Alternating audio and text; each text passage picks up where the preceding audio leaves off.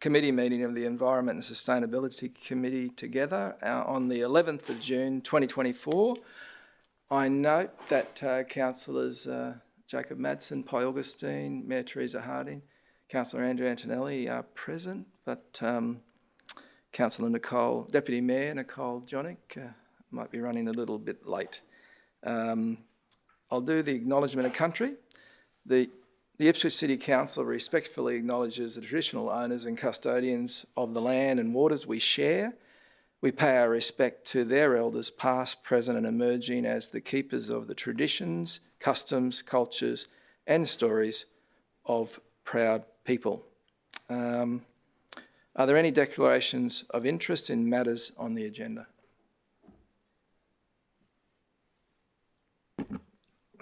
Pardon me. Through the Chair, just in accordance with Section 150 EQ, the Local Government Act 2009, I inform the meeting that I have a declarable conflict of interest in item 1, titled the amendment of FOGO to Go and associated expansion of Go collection services. The nature of my declarable conflict of interest is that I received a donation towards a previous election campaign outside of the legislated period from the contractor involved in this matter. I invite the other councillors to determine if I can continue to participate in the decision process. Councillor Andrew Antonelli. Mayor Teresa Harding. Chair, probably the same questions I asked at the last meeting. I was just going to ask about, did you get it defined that what the relevant period is for the election? I believe that the relevant period is between now and 2020. It was prior to 2020. Thank you very much. And would you mind stating how much that donation was? Yes, it was 15,000. Thank you very much.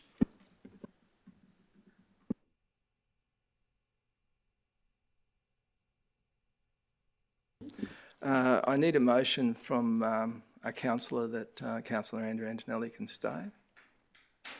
Can any of the councillors on the committee assist me?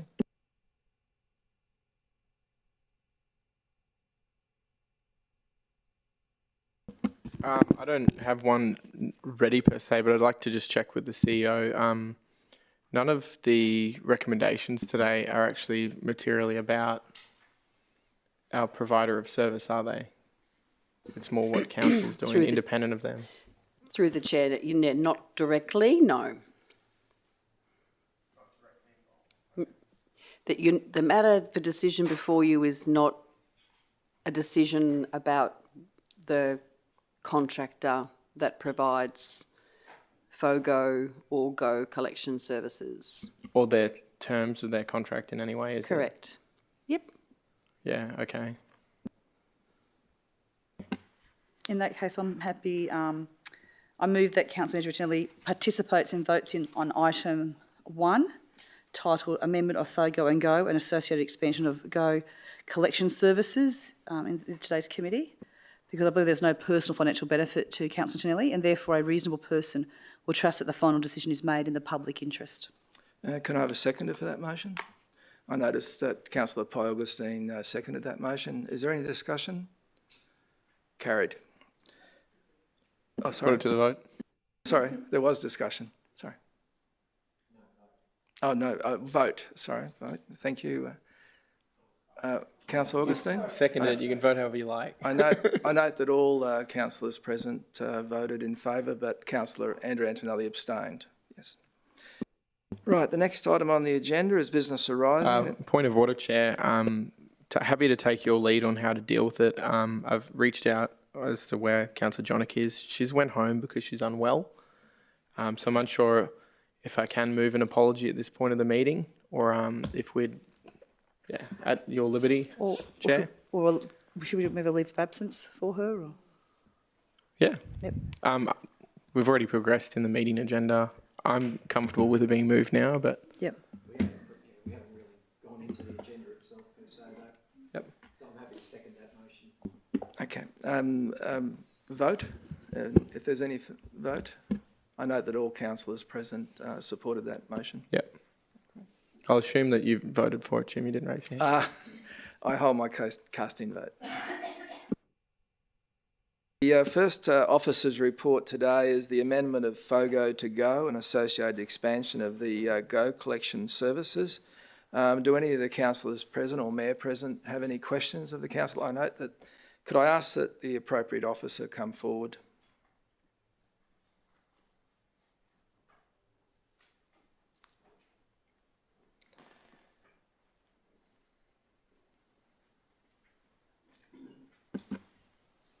Okay, if you can state your name and your position.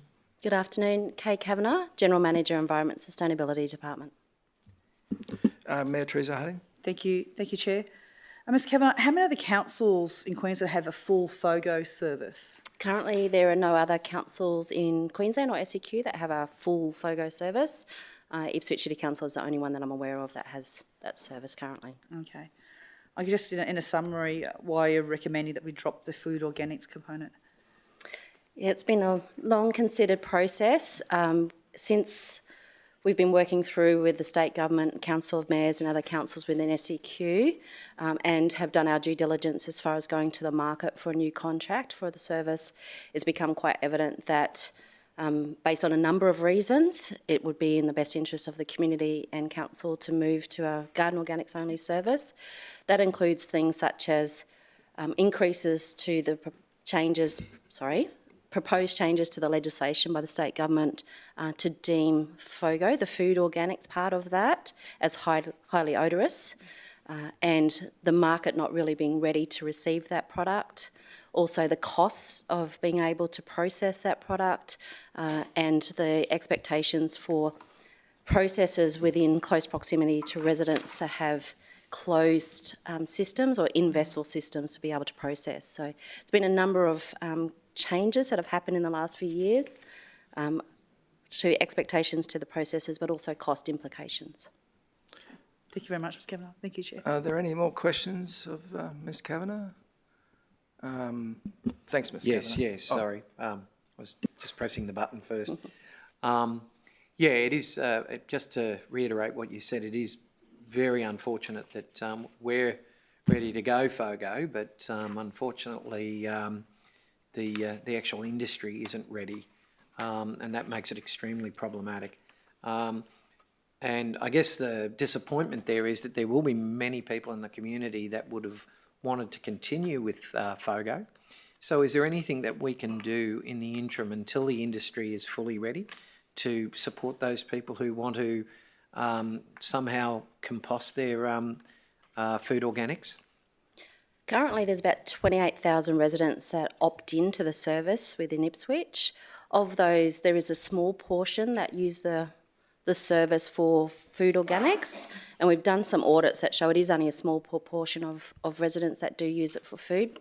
Primarily, it's garden organics, but for those residents, we will investigate some opportunities around whether there's some other programs, incentives or subsidies, such as compost bins. Brisbane do offer some programs as well, so we'll have a look at what they offer and see if that's something we can introduce in Ipswich. Very good. And my question just relates to recommendation B in the report, in that it's asking to cease the current opt-in from the 25-26 financial year. I'm just wondering whether we've done sufficient communication with the public, particularly those people who wouldn't generate a great deal of rubbish, and for them to have an additional charge in this current cost of living situation. Are we arrow-dieted to the idea of, particularly now, having that recommendation in, or can this particular recommendation be held over? So currently have a recommendation from council to move to a citywide garden organics, food organics service from 25-26. That was to include the food organics as part of that program. This recommendation is to have a look at moving that from being the food organics, garden organics to just garden organics. Those that already opt in, then that service would cease because everybody would have that as part of a 3-bin system across the city. Yeah, I guess my question is, if we're going to remain as just garden organics at the moment, could we not continue with the status quo and then decide at a later time to actually bring in or cease the current opt-in at a later date, rather than araldite ourselves into that for next financial year? So part of the conversations that we've been having with the state, there's also a program they call Grow FOGO funding, which council has applied for and has been given, in principle, approval for that funding. That is for that program to roll out as a citywide program from 25-26. It includes funding for a green bin for every resident, communications and engagement program, and we did some bin harmonisation. So that was a changeover of the old style bins to the current style. I guess I'm just asking specifically, without the faux part of the FOGO, whether we need to go down the path of compulsory garden organic collection from every property. The other part of this is all councils are looking to move to full citywide service to collect garden organics. It's part of the state's targets for removing waste from landfill. So this is also meeting some of the state targets, being in a line with other SEQ councils as they move towards a full citywide program, and also to meet the expectations of that funding agreement that we're currently negotiating with the state government. So I guess in short, yes, but it would not align with all those other conversations and bodies of work that we're currently been progressing. Okay, I'm satisfied with that, thank you. Do any other committee members have any questions? If you don't have any questions, you're excused, Ms Kavanagh, and I'd ask one of the committee members to move to accept that report. Mayor Teresa Harding, seconded Councillor Andrew Antonelli. Any discussion? Yes, yes, Mayor. Ipswich City Council have advocated very hard to the state government to legislate for higher standards in the waste industry for those taking in a highly odorous waste. And I think this is a really good result for our community, that there has been a positive movement there. And I do note that the state government are also in consultation with regard to enclosing and vesseling odorous, waste as well, which is, I think, a huge step forward, and very grateful for that. What our community is telling us most is that they do not want to have invasive waste odours wafting through their homes. I think it is a sensible alternative to take the food waste out of the bins for now, until the industry can catch up with ensuring that it has the infrastructure in place so that it can receive that odorous waste, and for them to take it in an enclosed manner so that it doesn't impact our community. Council can simply not sustain the fourfold increase in the cost of processing the waste should we proceed with a full FOGO, especially during a time of cost of living crisis. This way, the council can contribute with a more affordable bin service that is not contributing to odorous material ending up at the composters in Swanbank. So it looks like we may have to forego FOGO. Thank you, Mayor. Is there any other discussion? If there's no further discussion, I'll put the motion to. Was there further discussion? Okay. Thought you were talking to the Mayor there. No, we haven't put the vote yet, Councillor. Oh, okay. Well, through the chair, look, my main comment is, and obviously as I highlighted before, I think that between now and the following financial year, being 25-26, we're going to have to look very closely at the 3-bin system, particularly for those people who do not generate much, and those who are living on their own, and particularly the elderly in our community, having to pay such large utility bills. That's all. Thanks, Councillor Antonelli. Is there any other contributions?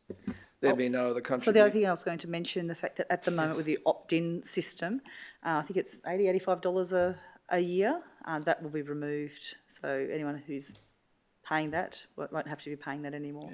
Yeah. A good point, Mayor. Is there any other contributions to the discussion? Yes, Sorry, Councillor there Madsen? probably would be an increase to the household waste charge as a result, though. So there wouldn't be a reduction for people who already have it, would there? Do we need? Oh, yeah. We can discuss it later. It's Do we not need- material to our discussion today. But yeah. Okay, you leave it. Okay. There being no further discussion, I'll put the matter to a vote if the members of the committee could indicate how they're voting. I notice that it's a unanimous decision to accept that, report. Now, the next item on the agenda is the Sub-Regional Alliance Material Recovery Facility update. Unfortunately, it's considered necessary to take the discussion of this report into a closed session, as the confidential attachments contain information relating to contracts that may be made by council, as well as commercial in confidence financial information. So I move that in accordance with section 254J 3G of the Local Government Regulation 2012, that we move into closed session, and I need a seconder for that.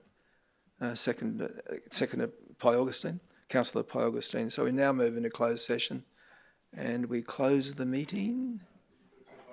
Oh, sorry, you good? Yep, we do. No, we put it all in favour. Carried. Thanks, Councillor.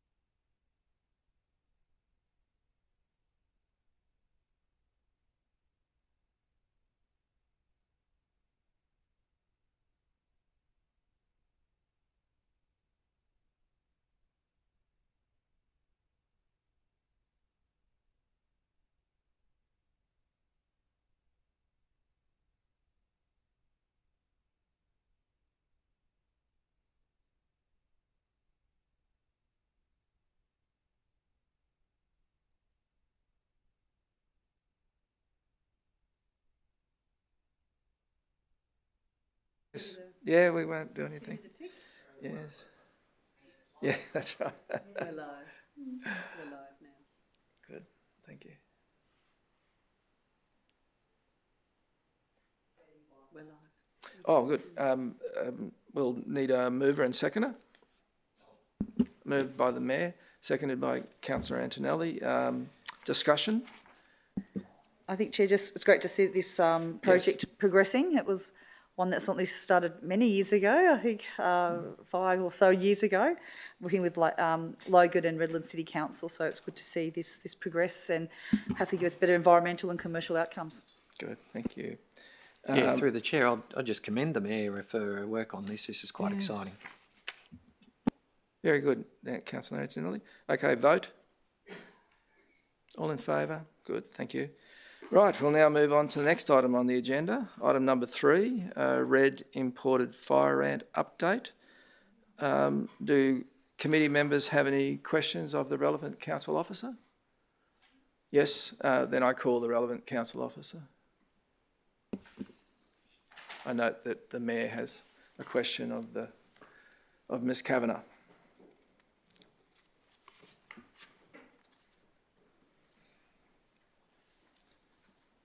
Okay, if you could state your name and position again. Kay Kavanagh, General Manager, Environment Sustainability. Mayor Teresa Harding. Thank you, Chair.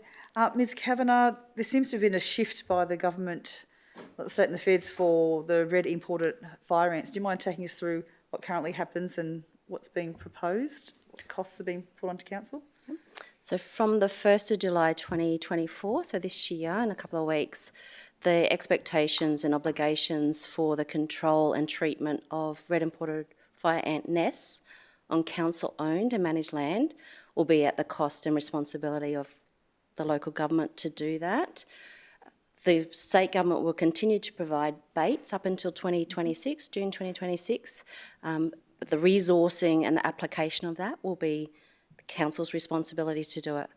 It is for councils within what they're calling the suppression zone, which is essentially Ipswich, Brisbane, Logan and parts of a few other SEQ councils. Currently we will do that using council existing resources or through council contractor. Thank you, Ms Kavanagh. Thank you, Mayor. Any further questions of Ms Kavanagh? Ms Kavanagh, any further questions? Councillor Antonelli? Yeah, my concern is just the obviously the devolution down to us, then the added costs. So we do have I note in the report that we do have a budget for it, but I'm just deeply concerned that this pest will continue to become a problem and a burden on us financially, and that budget may blow out. Can you give us some indication as to how much it will cost us to attend and treat each, and whether or not we can do it ourselves or whether we have to engage outsiders to do it, contractors? The Local Government Association of Queensland has indicated costs are ranging from around 200 to about 700,000 per annum, potentially for local governments to be able to treat. That will be obviously yet to be seen as we roll that out from the 1st of July. So the report sort of indicates that lower range at this point until we get a better handle of what that expectation, but also what the infestation levels will be on council's own land. It depends on what treatment you're applying as to whether council staff can do it or we have to get a licensed contractor or technician to do it. If it's using a particular toxicant, then we will rely on primarily a contractor to come and do that. We do have only 1 or 2 officers within council that would be licensed to use that particular product. So that's how we would approach this moving forward. The other question I have is that I noticed that a lot of the infestations we seem to be having are in our council parklands, sporting grounds and the like, and I'm a little bit concerned about whether or not we may be inadvertently, certainly not placing the blame on anybody, but inadvertently maybe transporting some of these pests to these locations ourselves with our maintenance equipment. Have we increased or improved, or is there a need to increase or improve our care in that regard? The state government have particular guidelines on what you can and can't do with movement of equipment or movement of soil or mulch type products. Our works and field services do comply with those particular guidelines. So they will have particular hygiene practices in place. So for example, our nursery operations will follow those guidelines as far as how they treat and move soil and mulch and plant products. As far as the actual on-ground day-to-day, the General Manager of Asset and Infrastructure could speak to that, but primarily our crews do follow the best practice guidelines. Are there any further questions of Ms Kavanagh?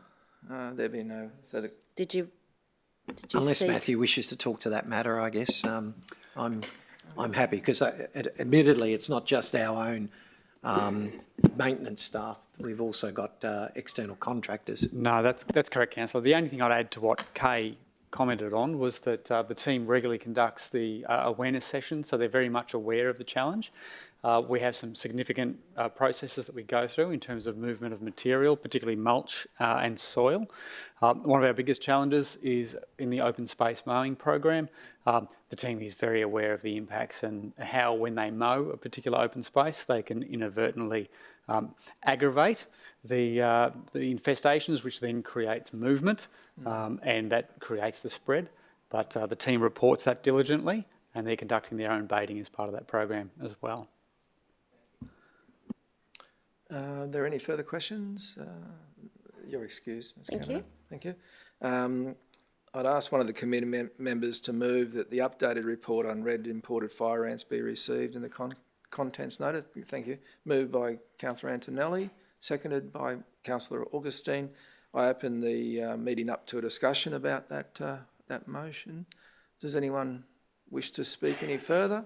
If no one wishes to speak any further, I'll put it... Yes, please. If I may. Mayor, sorry, Mayor. So I was hanging back to see Sorry, if someone yeah, else wanted to saw the speak hand up. first, Yeah. rather than jumping Sorry. in first all the time. Yeah. Over the last 20 years, the state and federal governments have jointly funded the treatment and the surveillance programs for the National Red Imported Fire Ants Eradication Program at an estimated cost of $592.84 million, so not an insignificant program. And obviously it hasn't been as successful as you'd wanted. It's really disappointing that their support is being withdrawn from Ipswich, Brisbane, Logan, Gold Coast, Moreton Bay, Scenic Rim and Redlands local government areas. It's a cost shifting that is not fair. Local governments only receive 3% of taxes and the state and the federal governments receive 97% of taxes. So to have this responsibility with zero funding, with zero staffing, isn't fair.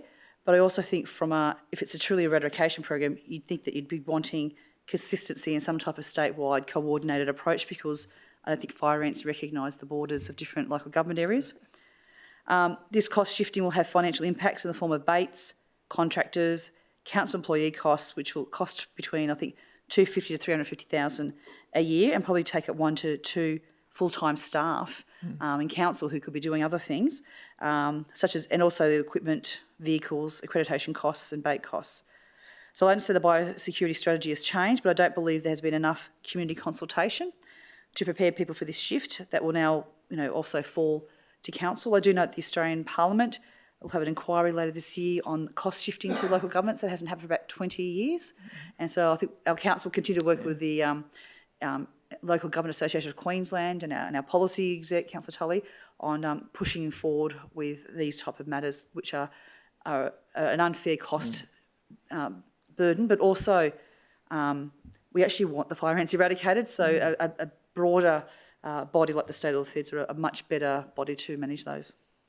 Thanks, Mayor. All good points. And Councillor Madsen. Yeah, similar to what the Mayor has indicated this morning, I'm happy with the report, found it very good to read, but when it comes to just the sort of burden being passed to local government, it's in the small cost range, but it's increasingly my position that every time a burden's passed down, we should fire off some form of descent backwards, because the state legislatively can impose whatever they want on a council, and it's really frustrating. So I'd just open up and potentially foreshadow for the council meeting that as a council we consider endorsing like a letter or something, just so that our thoughts, feelings and emotions on the matter are on record for the minister to read, the relevant minister. And just like fire ants, like there's been numerous outbreaks over the last 20 years and the cost is eye-watering. We still do need to eradicate them. So I'm not wanting to shirk from any responsibility there. It's just that we've had an extra responsibility imposed with no funding support. So I'm of the opinion that we should put something on the record that we don't agree with that. Perhaps Councillor Madson's could be dealt with in the full council meeting? Yeah, When I'd the suggest report- that. I just wanted to foreshadow it today. Yes. I don't know if we talk in between meetings and devise something to correspond to the minister with. I think, yeah, Sorry, Chair, if I may. yes, you can. CEO?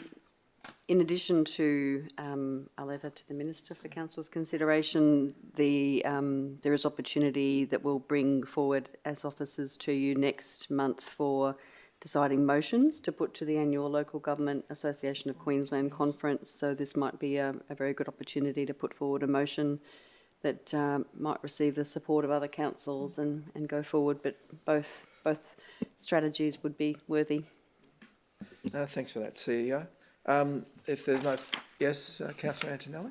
Yes, thank you, Councillor Madden. I would also like to raise the fact that I don't think this is just about cost shifting. I think we'd want to be very careful that the government don't look towards blame shifting.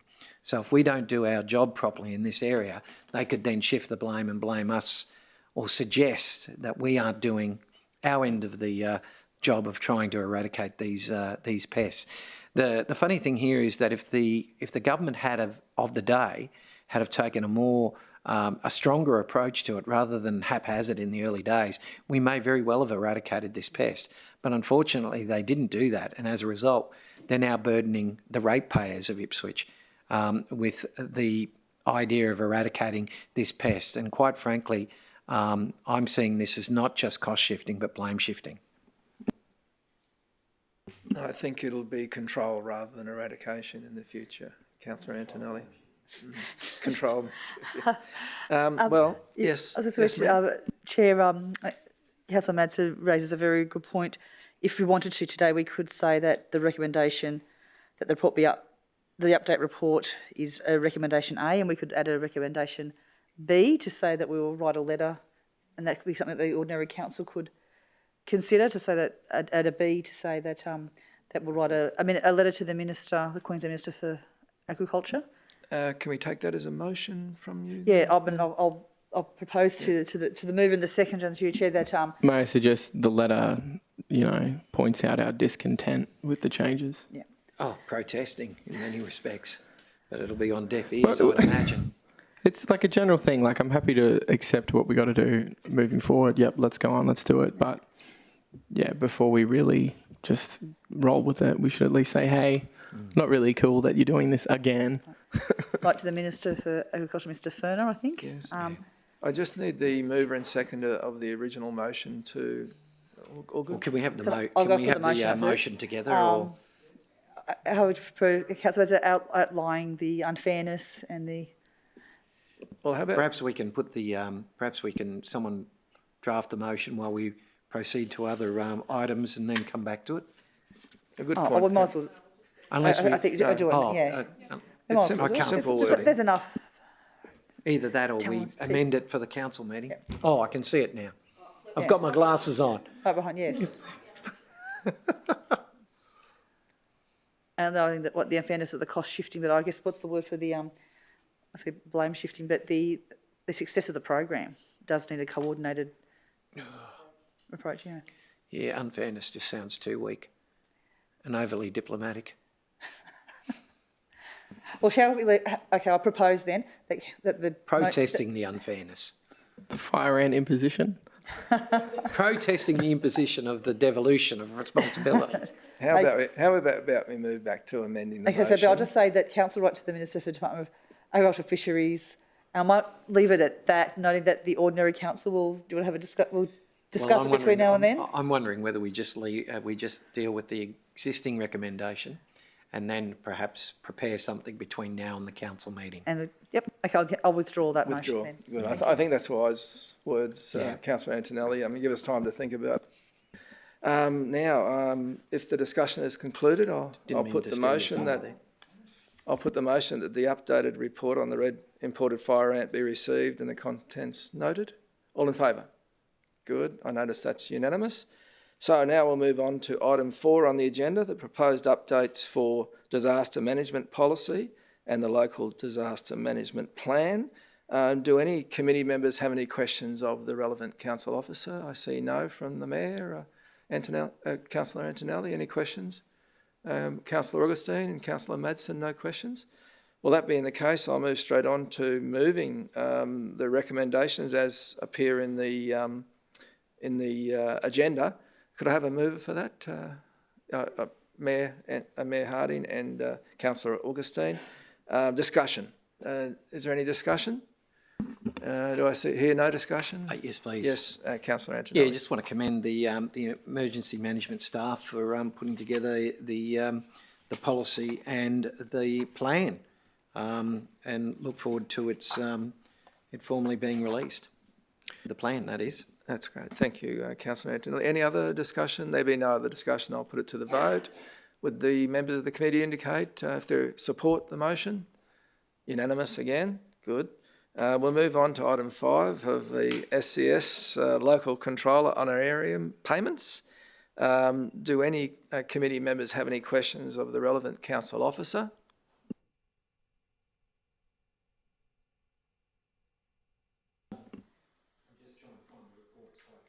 Yes, I'll call the relevant council officer for the item 5. Yes, good, thank you. And I'll remind the committee item 5 is SES Local Controller Honorarium Payments. Thank you. If you could give your name and your position. Christy McKenna, I'm the Senior Emergency Management Officer. Yes, Christy. Right, Councillor Antonelli. Yes, thank you. And look, I'm hoping that these questions are aimed at the right person. So looking at the recommendation, which I obviously support, but I noticed that the use of the words ongoing is the main amendment to the previous resolution. However, I'm wondering whether we shouldn't just tie it to the existing contract period. Is there a contract for the position? No, there's not. Not through council. Right. So the local controller, like most of the officers with the SES, is a volunteer position. Right. So the honorarium was, I suppose, a solution for us to be able to recognise the importance of that role and the responsibilities that that role holds without employing someone through a formal contract of employment. But they're appointed through to the position, are they not? Yes. But there's no contract or anything. It's tied to that appointment. I would have to take that one on notice just because the contract, or not the contract, but the employment is through the State Emergency Service, not through council. Okay. Yeah. So I guess what where I'm coming to is whether or not it should be tied to the period of their engagement, because with it being ongoing, it's just fixed at 35 per annum. So 35,000 per annum.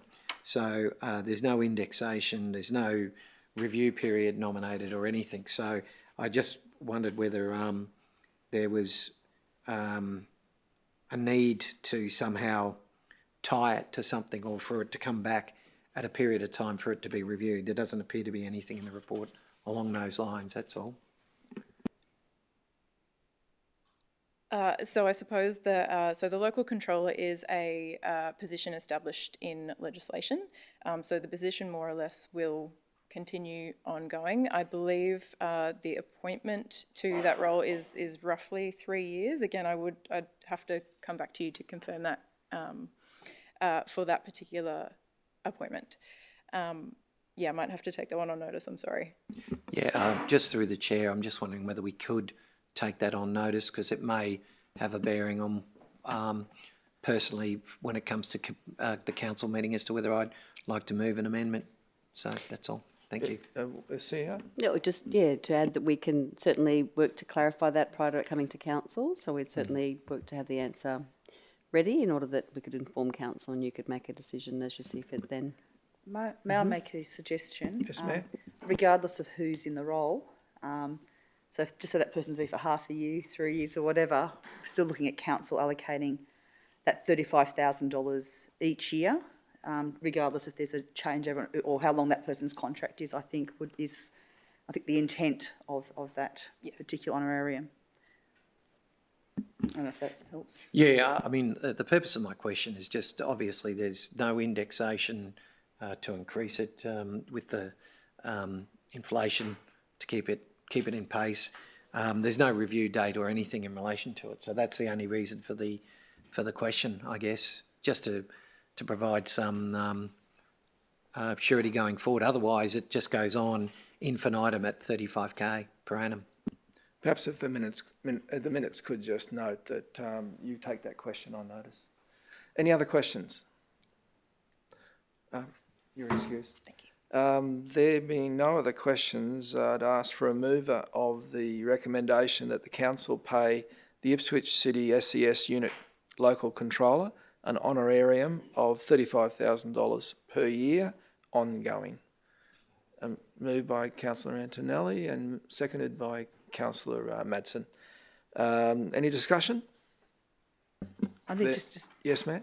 Yes, ma'am. as discussion, obviously this is evaluated in 2022 in the changes that came out with SES and how they managed that. And I take on board, and Councillor Antonelli is just she's the chair of the LDMG, and how that'll be managed going forward. Good, thank you, Mayor. Is there any further discussion?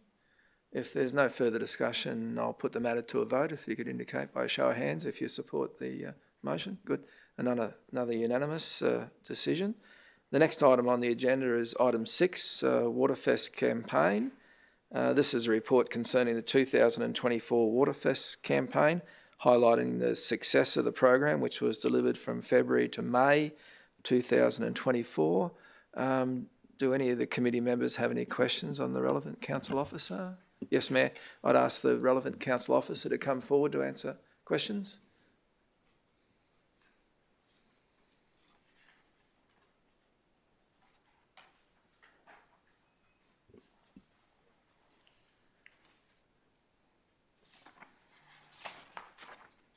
Thank you. If you can just give your name and your position. Thank you, Chair. Stephanie Grove, Team Lead, Environment, Sustainability, Education and Awareness Team. Thank you, Chair. Thanks, Grove. Thank you very much for this campaign. It was quite an excellent one. I was just wondering how you, in running it, do you work with council's marketing team or city events team, or are there any interactions between the two teams to support each other? Or? Thank you, Mayor. Or do you do it all on your own? Oh, absolutely. Can't take credit all on my own. So we work primarily with our media and marketing team, specifically on the development of the resourcing and campaign materials that go out for advertising and also for sharing during the whole campaign. We also work with other areas of council to help the support of the installation of signage or temporary signage throughout the campaign. Thank you very much. Thank you, Mayor. That was a great campaign. Well done. Thank you, Councillor.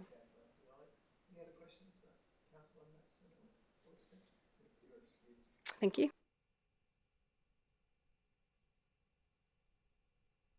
Thank you. Any discussion with regard to Waterfest campaign 2024? I think we need to move and second it. Yeah. Yes, thanks, Mayor. I'll ask somebody to move that report, that the report for the Waterfest program be received and its contents noted. Thank you. Councillor Augustine, and seconded by Councillor Madsen. Thank you. Seconded by Councillor Madsen. Now discussion, Mayor. I'm sure you have something to say, Mayor. Complimentary about the Waterfest campaign. That's right, as always. Very passionate, very passionate. It was a great program. I think it's gaining traction as well. And I apologise, I was looking through these. I can't remember. We had a main sponsor, a local fishing education. What was their name?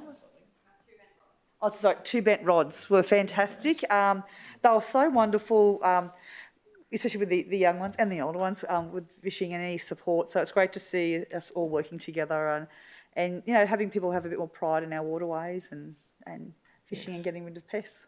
Too true. Thanks for that contribution there. Any other points for discussion? I don't think. There being no other issues to discuss, I'll put the matter to a vote. Good. Unanimous? Good. Now, the only items left on the agenda are procedural items, notices of motion. I don't believe there's any notices of motion. Matters arising. I don't believe there's any matters arising. I will close the meeting today at 1:33, and thank you all for your attendance.